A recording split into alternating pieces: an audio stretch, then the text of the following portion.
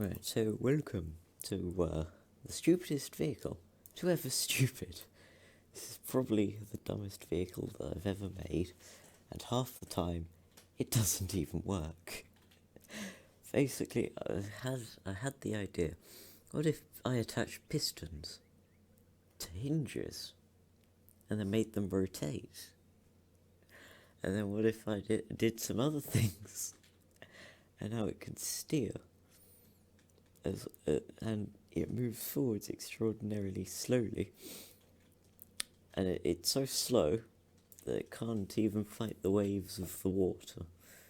Like if it hops into the water, it would probably end up at yellow team.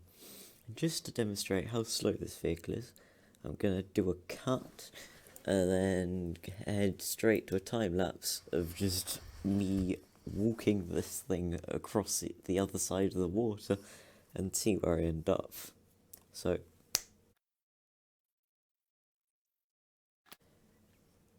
oh yeah, make sure to subscribe because I make tutorials on normal things as well as this thing, this monstrosity. It touched the water and now it's completely broken. Oh, wait, never mind. It's working. Okay, never mind to that time-lapse idea. Because, yeah. Right, anyways, yeah, this vehicle seems to be so stupid that my character is not its normal self, but instead its stupid self. Right, I'm gonna get into the tutorial of this thing now. It's just like really funny to watch, so I'll be watching this for ages, but you'll get a jump cut straight to the tutorial on how to build this stupid thing. I don't know why you'd want a tutorial on how to build this thing, because it's at least 3 times more expensive than a standard car, and it's slower than a standard car, and it's useless pretty much. But anyways, here's a jump to the tutorial. Okay, so I am back from watching that thing go down the river, and I don't know why you'd want this, but right, here's the tutorial on how to build this. So first of all, these are all the materials you need. At least 4 hinges, I believe. Few more if you want the steering on the front. Lots of wedge slopes. 8 per side, so that's 16 wedges, and then a lot of blocks of your choosing to build the main base out of. 4 pistons per side, which makes up 8 pistons. 2 delay blocks to control the extensions of the blocks. Any form of seat, it doesn't have to be a driver's seat, it could just be like a basic like platform seat that you just sit on, like one of these, but like any seat that will allow you to sit on it. A lever so that you can turn on the delay blocks. 2 servos if you want steering capability. A bunch of ice blocks for the front sled so that it can slide along when it trundles forwards at its slow pace. You will need a screwdriver to turn off collisions on certain parts, and then you might want yourself a scale tool because building this platform's pretty boring if you have to place it by hand. Okay, so on to the actual tutorial. Right, so this is the tutorial section on how to build this. I still don't understand why you would want this stupid vehicle, or what purpose it would have, other than impressing people, but in the weirdest way possible. So right, the width of I haven't built this thing in a while because it's so stupid, and I would never need to build it. I'm gonna set my move to half, and I'm gonna keep anchor block on, merging level to red, and rotate to 90. So I'm just measuring out on this thing. 1, 2, 3, 4.5 blocks wide. So you could make it 5 blocks wide, but this one specifically is 1, 2, 3, 4, then a 5th block which will make half a bit of length. And then you want to extend it outwards. I just realised that scale tool tells me these numbers. A large amount. Oh right, no, that's just 10 blocks outwards. I think, yeah, that's 10 blocks outwards. So 1, 2, 3. Wait, no, that's 4, 5, 6. Oh, 6, 7, 8, 9, 10. Looks about right. And then you fill in all the blocks in between. Yeah, that's about right. Yeah, so you fill in the blocks in between, but I've got scale tool and I'm making the video, so I'm just going to clap my hands together, and once I clap my hands together, it's going to be done.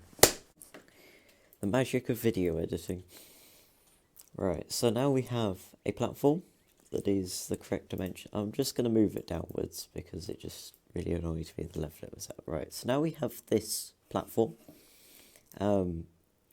Let's build the wheel a bit. It's pretty self-explanatory.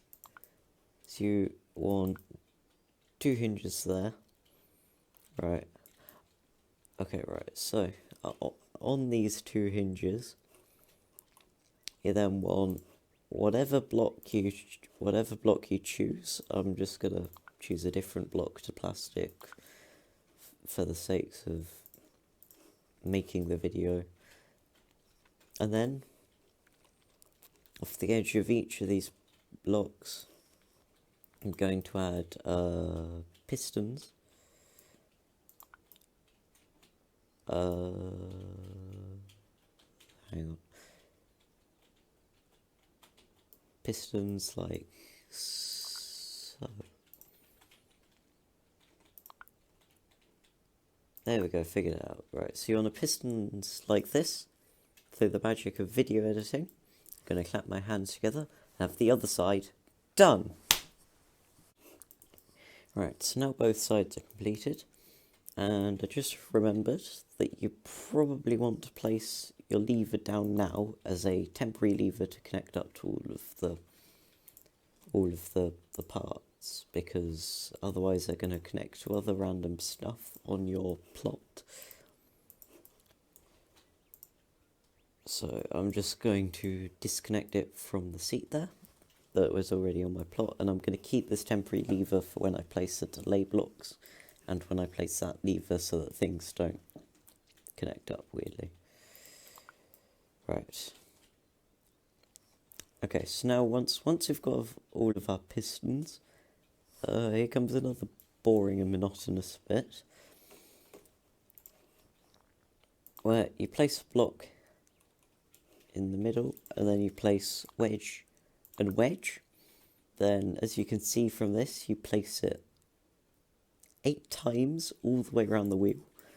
So I'm going to do it really quickly on this wheel by placing all 3 of these blocks, going to the wedge, tilting it in the...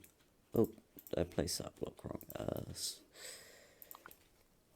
So tilting the wedge in the correct direction and then placing the blocks. I think, yeah, that's correct. And then tilting the wedge, placing the... no, that's not correct. Placing the blocks, and then tilting the wedge and placing the blocks. Right. So... right. I've done something wrong here. You don't actually want to place it like this. The wedges need to be the bottom wedges need to be the thing on the piston. So, like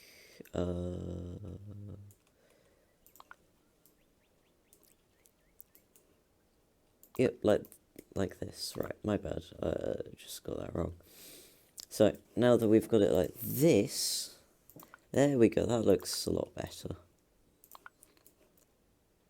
So we've got this sort of shape, and then we place more wedges.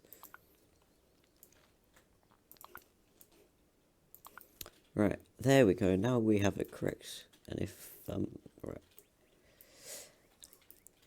you just need to build this again on the other wheel.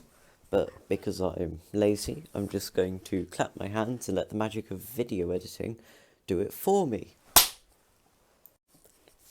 With the power of video editing, I've completed both sides.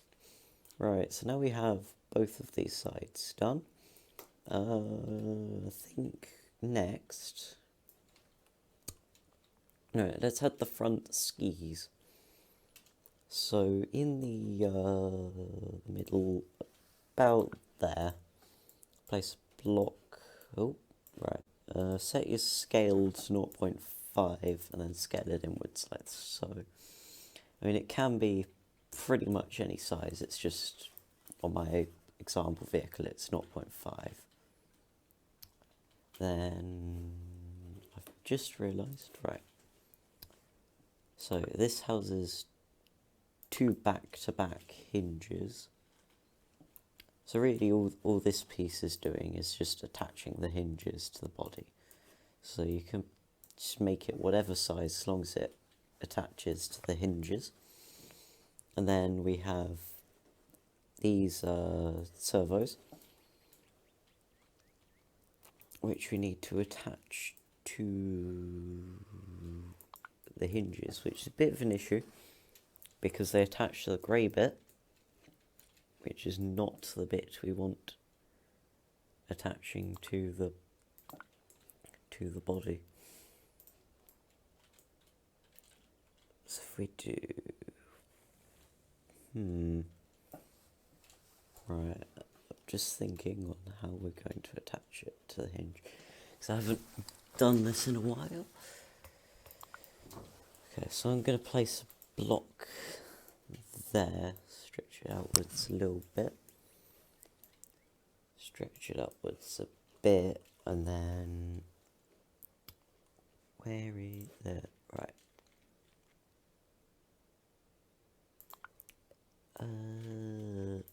Right. Like so. I think that's going to work. And then we stretch out this measuring block to the other side. And then, those two servos are slightly different. So like using increasingly less scale amounts and stuff, you can get it closer or further away to the hinge as needed. I'm just using the trowel here to try and get it so that there's a little bit of yellow poking out, but not that much, right? Okay, so then we can delete the measuring bit, then underneath replace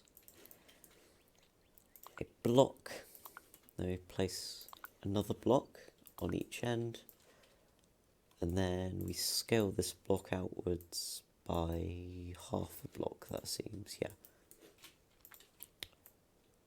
Half a block. So, now that that's been scaled out by half a block, we grab our ice, because this is the bit that slides across the floor, and ice in this game has low friction. And then we place it like this, right. So now we have the skis that can, with the hinges, flop downwards to accommodate for the ever-changing angle of the the piston wheel thing at the back. Okay, so now with that in place, the only thing left to do is to place down your seat, which for this I'm just going to place this type of seat. And then you want 2 delay blocks, and then a lever in between the delay blocks. And hopefully, if everything went correctly, everything connected to your temporary lever, which you can now delete. And then, right, so this lever hooks up into one delay block, which then leads into the other and back into the first. Now the delays have a custom delay time of about 2.8, but I would recommend, if you're just testing this out, for 3 delay time, as it makes for the most reliability. So they're hooked into each other with the lever hooked into one of them. And then, right, here comes the magic bit. The lever hooks up into the top and bottom pistons, and then both timers hook into every single piston. And so all at once, all of the pistons move, and then when every piston moves, that causes the wheel to only half the time rotate around. So, now that that has been done, pretty much the entire thing has been made. So, yeah, save it. But I did just remember something. If you do want to steer, you do have to use a driver's seat, because otherwise the hinges won't be able to, like the servos won't be able to turn. Right. So now at this point, you save your vehicle, and then you test it, and I haven't actually tested it. Right. There is something missing from this test vehicle. Oh yeah, I forgot you need to reload it. But good sign that the wheel is working. Right. So, you do need to reload it for the front skis to work. But then also, I just realised that I forgot something. Here, there is a transparent bar that keeps both of these wheels in sync with each other. I've just painted the pistons because I accidentally painted one of them. The bar keeps both sets of wheels in sync with each other without breaking the entire craft. Because if they get out of sync, then the entire thing breaks. So I'm just scaling this one to be as small as possible.